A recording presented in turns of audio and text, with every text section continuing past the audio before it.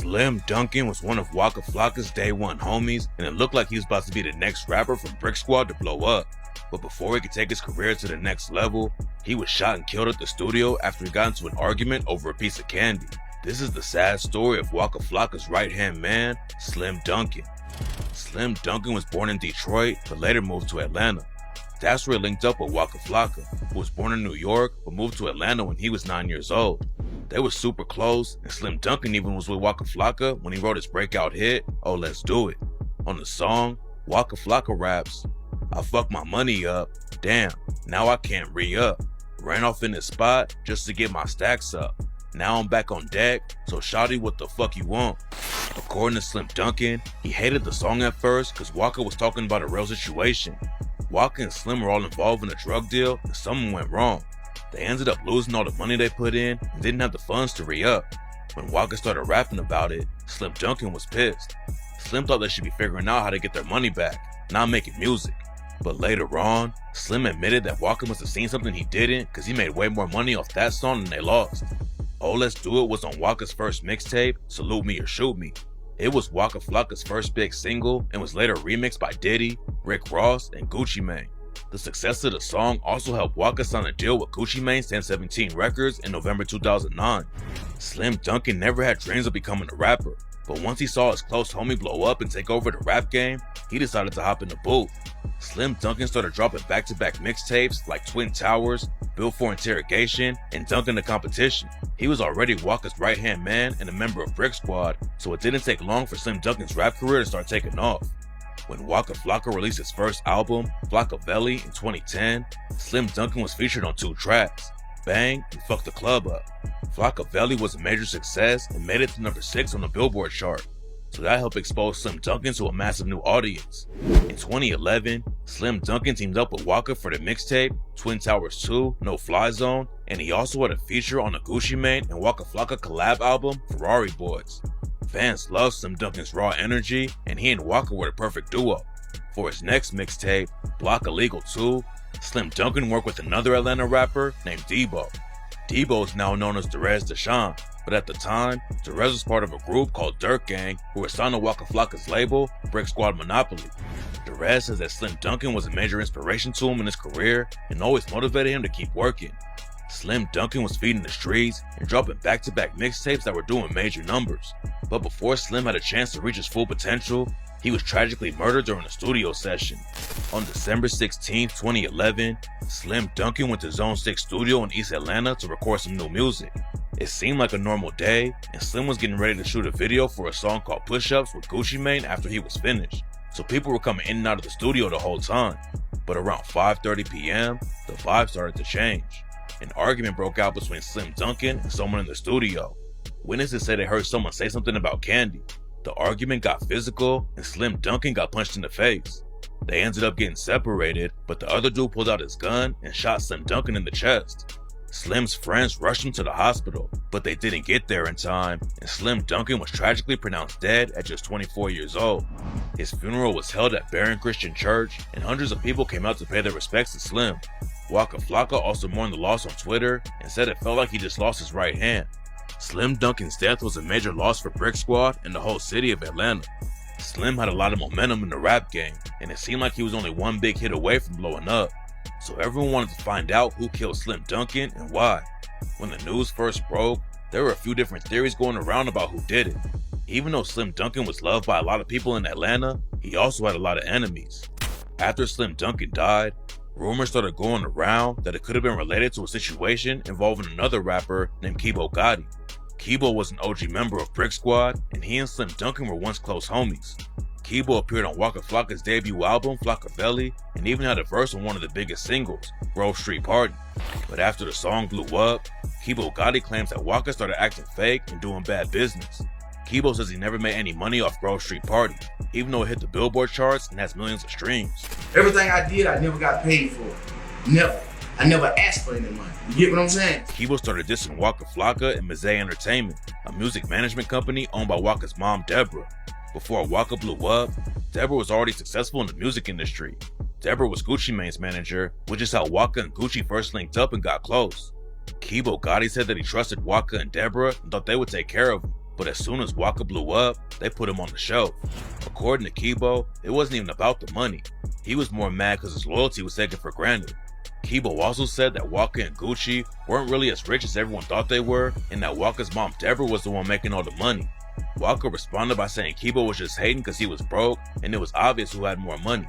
So Kibo kept taking shots at Waka in interviews and street DVDs. Kibo started saying that Waka was rapping about his life and stole his whole sound from Kibo. He got so serious that Kibo even confronted Waka during a charity event at a bowling alley in Atlanta. After they started arguing, Kibo punched Waka in the face and caused a huge fight in the middle of the bowling alley. Kibo Gotti also dropped a Brick Squad diss record called Line 'Em Up, where he continued to expose Waka. On the track, Kibo raps, "What's up, Waka? You was not a blood. I know you, nigga. You grew up with us. Remember that every time a nigga out on your head, you call me up? Y'all can ask his mama Deborah. I swear she knows what's up." So Kibo was claiming that Waka's not as tough as everyone thinks he is. The only reason Waka got respect in the hood was because he had Kibo behind him. Anytime Waka got into trouble, he had to call Kibo or his mom Deborah to help him out.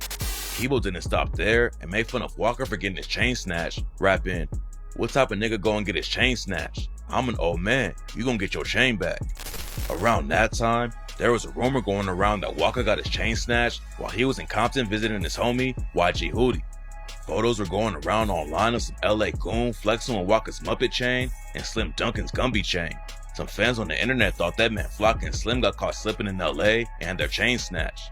So Kibo was using the rumor to prove that Waka wasn't as tough as people thought. But Waka wasn't the only one Kibo took a shot at. He also did Slim Dunkin, rapping, "Where Chaz at? Where's Slim Dunkin? Oh yeah, I knocked him out. Swole him up, call him Slim Bunkin." After Kibo started dissing Waka, Slim Dunkin decided to pull up on him. Slim came by himself, and as soon as they saw each other, they squared up and started fighting. Kibo's boys started running towards Slim, so he backed up and they ran to a park across the street. They both fell into the bushes and started wrestling on the grass.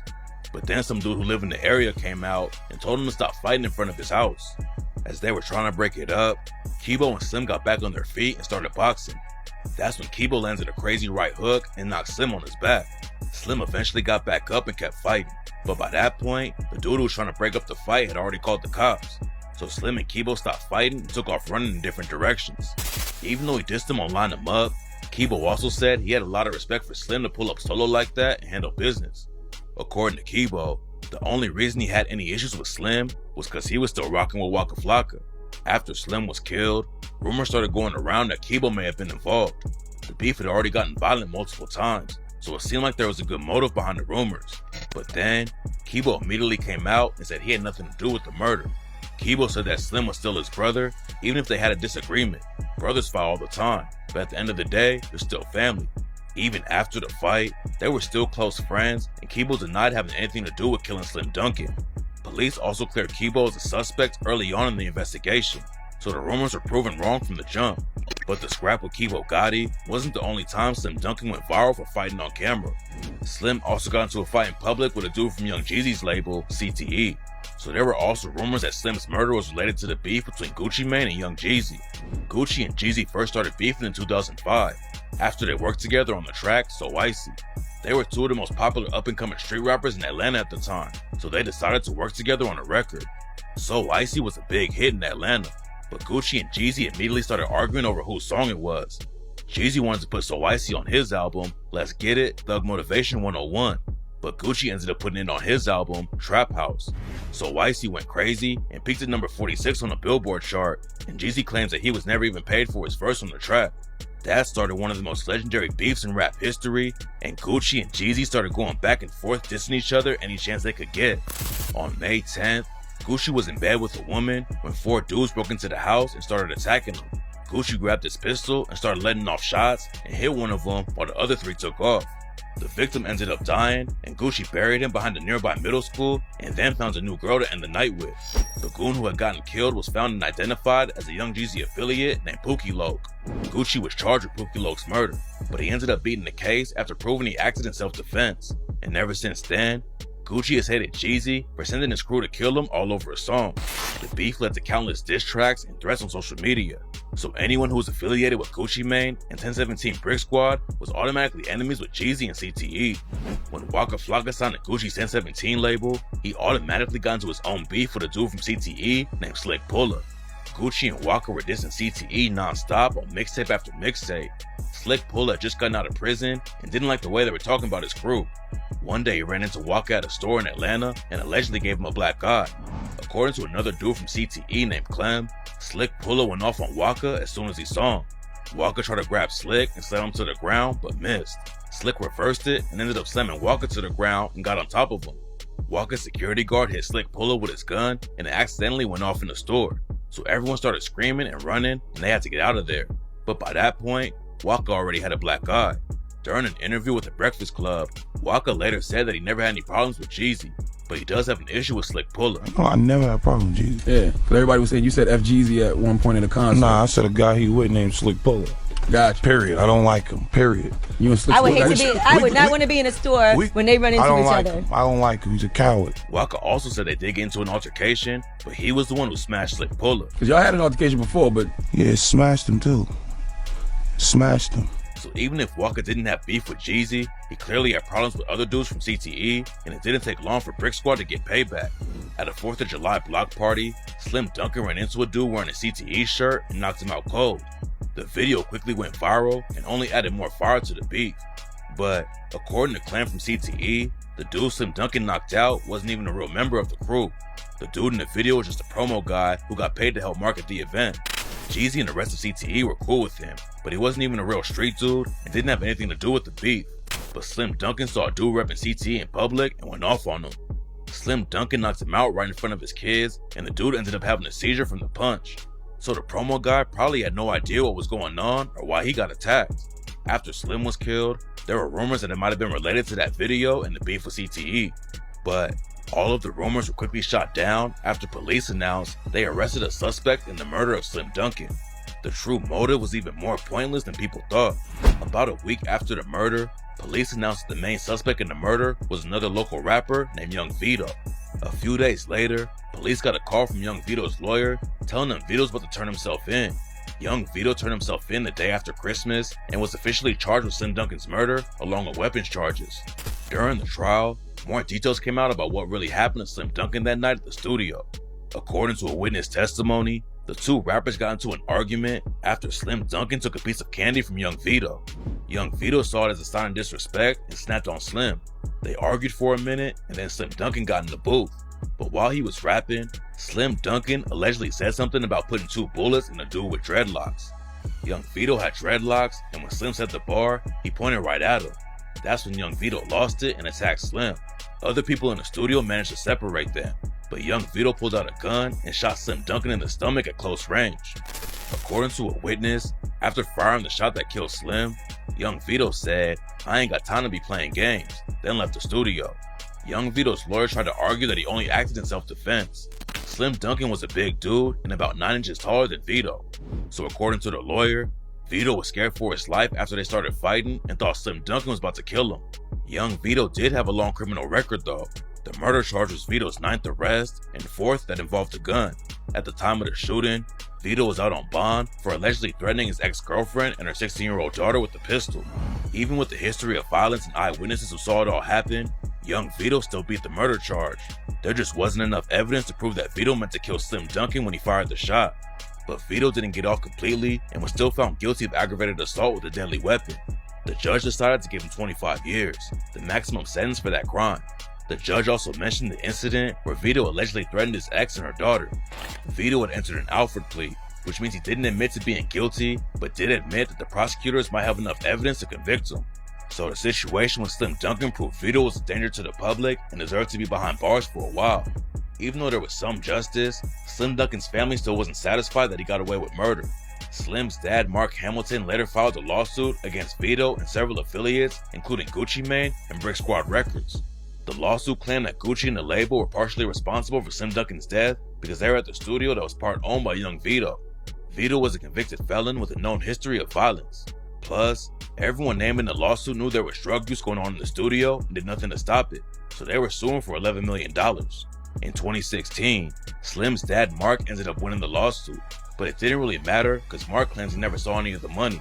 The Brick Squad Music Group LLC was dissolved in 2011, and the lawyers couldn't get judgments against Gucci Mane or Warner Brothers Records. A few years later, Mark even sued the lawyers who represented him in the case for failing to collect the $11 million. If that wasn't bad enough, young Vito also caught a lucky break after the judge who sentenced him agrees to let him have a new trial. Since Vito didn't plead guilty to the gun charge, his lawyer argued that he should have been charged with a different crime. The judge agreed that it didn't make sense that Vito wasn't found guilty of the murder, but was charged with the shooting that caused the murder. So he agreed to let Vito have a new trial. During the new trial, Vito took the stand and described in his own words what led up to the murder. According to Vito, he was at the studio that afternoon because he was working. When he got there, he realized no one was working the concession stand and people were just stealing snacks from behind the counter. Vito found out it was Slim Dunkin and his boys that took some of the candy, so he wanted to confront them about it in the booth. Vito was a part owner of the studio, so he wanted to make sure they paid for what they took. When he pressed him about the candy, Slim Dunkin pulled out a stack of 20s and threw one in front of Vito. Vito said he would give him change, but Slim said to keep it, so he assumed they were cool. But then one of the producers came out and told Vito that Slim and his crew were rapping about shooting them. Vito went back into the booth to see what was up. As soon as he walked in, Slim swung on them. Slim's crew jumped Vito and pulled him away from Slim until they all ended up in the hallway. That's when Slim's homies started kicking Vito while he was on the ground. Eventually the fight ended and Vito started looking for his keys and phone. Slim was back in the booth arguing with his friends. When Vito looked up, he realized Slim had a gun. So his homie went and brought Vito his bag, which had his own strap in it. Vito started grabbing his stuff, but when he looked up, he saw Slim Dunkin coming out of the booth and walking toward him. Vito thought Slim was about to kill him, so he panicked and fired off a warning shot. But Slim was only a few feet away and ended up getting hit. That's when Vito ran out of the studio and jumped the fence in the back while Slim was bleeding out. But even though Vito got to give his side of the story, the new trial didn't help that much. The first judge overturned the charge, but then another judge overturned that charge, so Vito stayed locked up. Whatever happened that night, the death of Slim Dunkin was a major loss for hip-hop. He had a ton of momentum in the industry, and everyone thought he was going to be the next rapper from Atlanta to blow up and go mainstream. But before he got the opportunity, he sadly lost his life over a pointless argument. But even though he's gone, Slim Dunkin is not forgotten. Fans have kept his memory alive by sharing his music, and his homie Waka Flocka has continued to honor his legacy. On the 12th anniversary of his death, Waka went to Slim Dunkin's gravesite for the first time. Waka poured some liquor on the grave and posted a video on social media. Waka captioned the post, "Candy loving ass boy, long live Dunkin, LOL, took me 12 years to do this, long live Dunk." Even though Slim Dunkin was taken too soon, he was still part of a major wave. Slim helped create the style that put Waka Flocka and Brick Squad on the map. So even if he never had a major hit, Slim Dunkin will always be a legend in Atlanta for helping create the sound of trap.